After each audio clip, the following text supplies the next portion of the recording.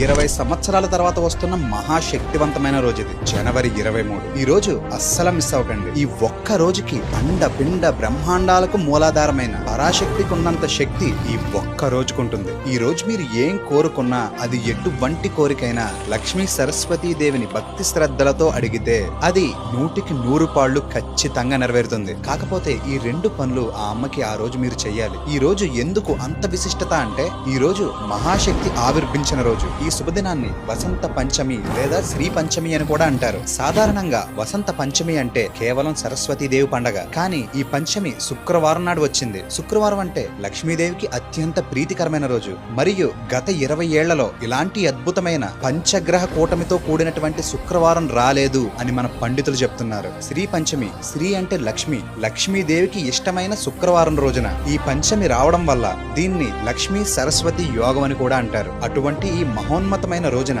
మీరు మనస్ఫూర్తిగా ఏం కోరుకున్నా అది ఖచ్చితంగా నెరవేరుతుంది. మీరు